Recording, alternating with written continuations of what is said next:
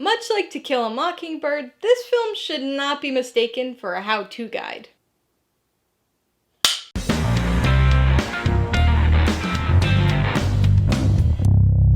Hey everybody, welcome to Mainly Movies. As part of my coverage of the 2024 Sundance Film Festival, today I'm going to be talking about the 2023 coming-of-age drama, How to Have Sex. If you're new here, please consider subscribing for a variety of movie-related content, like reviews, rank lists, and trailer reactions. All my reviews include a breakdown of the pros and cons, my rating, and some tailored film recommendations, so be sure to watch through to the end of this video for all of that extra content.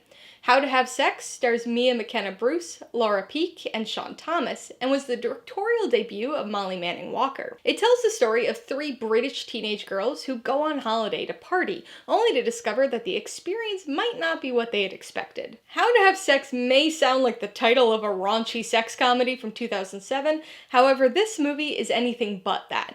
There's no doubt that a seat bait title like that was intentional. It certainly perks your ears and catches your attention, and I'm sure more than a few people who went to the theater based on the name alone felt frustratingly duped.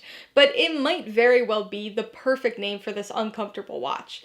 It may not be a comedy, nor a how-to guide, but the irony-laced name reflects the cultural attitude that's so grimly observed in this story. Much like its title, the film itself initially appears to be one thing before revealing its true colors. Right from the get-go, this has all the hallmarks of being a party film, following three teenage girls as they travel to an exotic beach locale for a week of post-exam excess. Everything about the experience is big and loud and full of youthful energy. There's clubbing, heavy drinking, sex competitions, endless seas of sweaty, drunken vacationers looking to hook up, and obnoxious characters who excitedly shriek every line. It's grating and abrasive, and you don't really like any of the characters. But this is not the party that it seems. Early on in the film, in the midst of drunken revelry, there's a clear sense of foreboding. You know things are going to eventually go sideways, and given the sex-obsessed teens and copious amounts of alcohol, it seems clear how. The film builds anticipation for its turning point. With how big and loud everything else is, you expect something brutal and all-encompassing, but things are instead handled with a surprising degree of subtlety. How to Have Sex is a startlingly authentic examination of young adulthood, and the culture that drives it.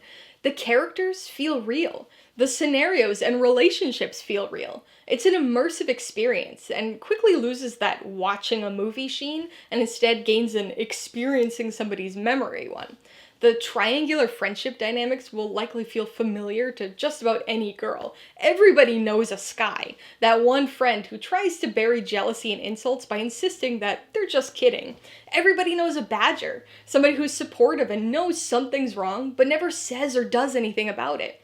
The peer pressure, the uncertainty, the loneliness, and introspective second-guessing, it's all there, solemnly observed by the camera. The whole ensemble feels like they've got authentic chemistry, but it's McKenna-Bruce's performance that truly shines.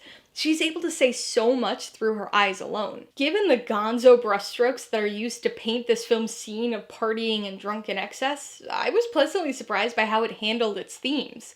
It's an uncomfortable and often sad watch, but there's a tender and honest coming-of-age story nestled in there. It grapples with so many relatable and relevant themes. Friendship, peer pressure, sex, and the murkier aspects of consent. It explores how youth culture can inform and influence the ways by which people define themselves, and the experiences that they're actually defined by. With its themes and the story's central assault, this film could have very easily come across as preachy, or taken on a trite after-school special PSA feel. But instead, it doesn't explicitly say anything, fitting for a movie about the things that are buried and left unsaid. Things feel frustratingly unresolved here. There's no big comeuppance, no end screen with sexual assault statistics. This movie says all it needs to with the look on Tara's face. The film just unjudgingly observes. Alright, let's talk about the pros and cons. Pro number one is the authenticity. Although the giant party resort and general holiday culture on display seem like they were crafted for the movies, they're sadly a real thing. That's accurately captured here, but the authenticity really comes through in the characters, their relationships, and their responses to the situations they find themselves in. Whether dealing with friendship, peer pressure, sex, or consent issues, everything here feels raw and genuine. It's an immersive experience, and unsettlingly, feels like you're watching somebody's memories. Because you are. The second pro is tied to the first and is Mia McKenna-Bruce's performance. She's the character through which we experience the story, and if she hadn't been believable and authentic, the whole thing would have fallen apart. Tara is the most likable of the group, but I wouldn't say she's a likable character, at least at first. But once the peer pressure-induced front she puts up starts to fall, we get a glimpse of the humor, sweetness, and vulnerability underneath the drunken obnoxiousness and onslaught of poor decisions. But it's not until the turning point of the film where the depth of McKenna-Bruce's performance is finally allowed to come through. Things are mostly unsaid, but it's through her body language, expressions, and eyes that she conveys all that we need to know about how this character's feeling. On the con side, the biggest issue is how grating this film is. Maybe it's because of my personality, maybe it's because I'm way too old for such shenanigans, but the party culture first act and extended through lines were just so irritating to me. I know it's part of the point of the film, but watching drunk idiots shrieking and repeatedly making poor decisions is not my idea of fun or entertainment. Liking a film's characters is obviously not necessary for appreciating that film, but it does make the task easier, and this film had next to no characters that I liked. The movie does somehow make you care about Tara, and I appreciate the overall thematic takeaway, but this movie is unpleasant to watch, even before the uncomfortable aspects kick in. Before I give you my rating and recommendations, I want to remind you that if you're interested in buying How to Have Sex or any of the other films I mentioned, I do have affiliate links for all of them in the description below. I get a small commission from anything you buy in one of my links, so I'd really appreciate it if you'd use them if you're in the market for any of these movies. I'm gonna give How to Have Sex 3 out of 5 paws. It's an interesting blend of excess and subtlety. Filled with club scenes, heavy drinking, and party culture, it's uncomfortable and oppressive to the senses, but still manages to convey its coming-of-age story in a surprisingly tender way. I would recommend How to Have Sex to people who like poignant dramas, especially ones that aren't too on the nose. This is an uncomfortable watch, and I wouldn't say it leaves things up to interpretation, but it does leave the audience with their own thoughts at the end, rather than trying to push a specific message. That said, this wouldn't be bad required viewing for any teens or 20-somethings headed off to spring break. If you liked How to Have Sex, I would recommend The Diary of a Teenage Girl. This 1970s set period piece may not explore party culture, but it does focus on an authentic, sexually driven coming-of-age story from a female perspective, telling the story of a teenager who gets involved with her mom's boyfriend. If you'd like another darker look at a story like this, you should check out 13.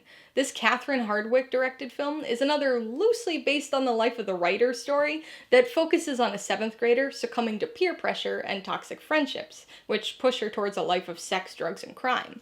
And if you liked the British holiday coming-of-age story angle, but want something less party-filled, you might want to watch Aftersun. This film tells the downbeat story of an 11-year-old girl and her father on vacation, while he struggles with depression, a fact that the daughter only fully recognizes later in life. Alright, a couple questions for you guys. Number 1, have you seen How to Have Sex? If so, what'd you think of it? And number 2, what's your favorite movie about youth culture? Be sure to leave your answers in the comments below so we can get a discussion going. Alright, so if you got some enjoyment, insight, or information on this review, I'd appreciate it if you'd hit that like button. And if you haven't done so already, please hit subscribe while you're at it so you can see more videos like this. Till next time, this has been Alyssa with Mainly Movies. The way life should be.